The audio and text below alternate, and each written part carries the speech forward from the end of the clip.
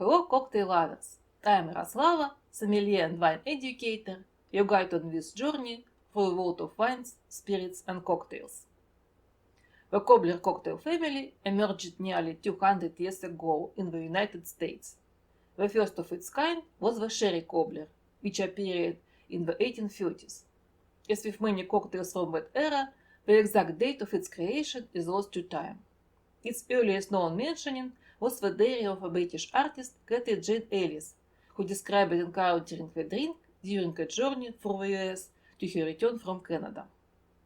But it was Charles Dickens' novel, The Life and Adventure of Martin Chuzzlewit, published in 1843-44, that brought the sherry cobbler to international fame. Main character in the book reacts to his first cobbler and the straw it served with. Martin took the glass with an astonished look, applied his lip to it, and cast up his eyes one in ecstasy. He paused no more until the goblet was drained to the last drop. As for bartender manuals, the sherry cobbler made its first appearance in Jerry Thomas's 1862 book The Bartender's Guide. The original recipe was 2 wine glasses of sherry, tablespoonful of sugar, 2 or 3 slices of orange. Fill a tumbler with shaved ice, shake well, and ornament with berries in season. Place a straw as represented in woodcut. The guide notes: like the julep, this delicious potation is an American invention, although it is now favorite in all warm climates. The cobbler doesn't require much skill in compounding, but to make it acceptable to the eye as well as to palate, it's necessary to display some taste in ornamenting the glass after the beverage is made. The cobbler became popular very quickly. Naturally, the desire for variety led to creation of an entire family of cobbler cocktails. Already in Jane Thomas's 1862 book, in addition to the sherry cobbler, were the recipe for the champagne cobbler, claret cobbler, sauterne cobbler, whiskey cobbler, catawba cobbler, and hog cobbler.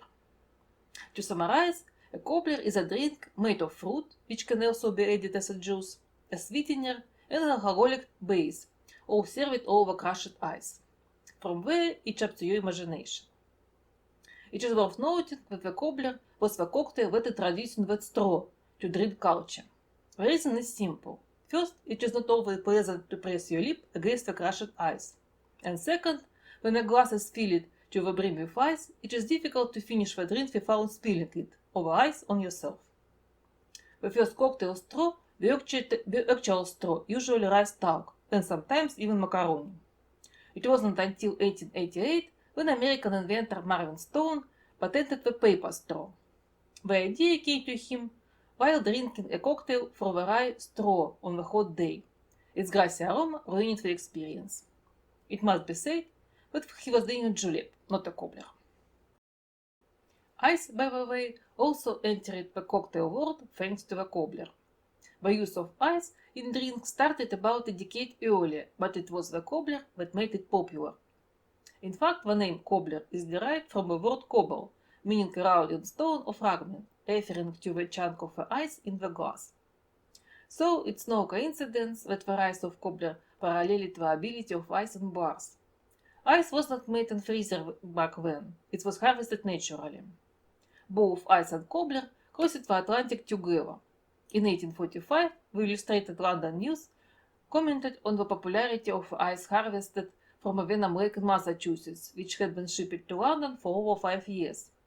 But ice was widely used in the city's taverns for julep, cobblers, and other American-originated drinks. And finally, it is very likely that the cobbler brought the shaker into the hands of bartenders, especially a 3-piece shaker. After all, it's not coincidence it's called the cobbler shaker. Today I am making a champagne cobbler.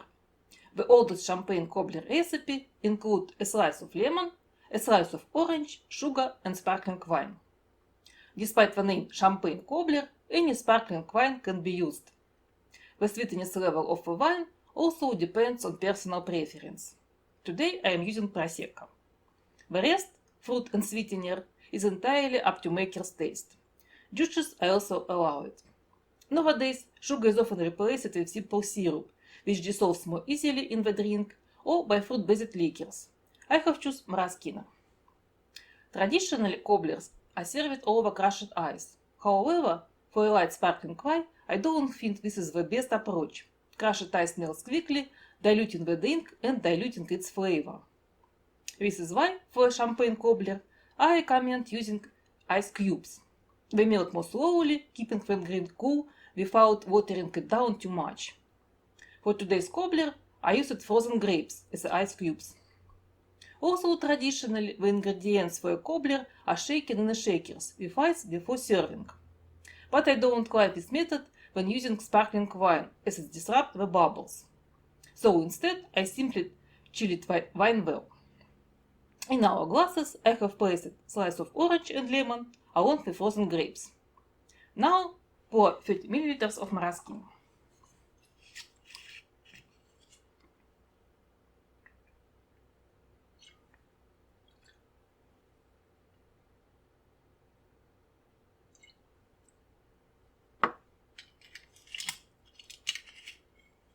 And top up with prosecco.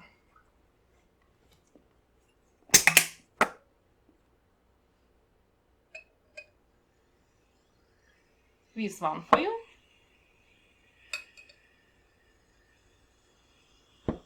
This one for me.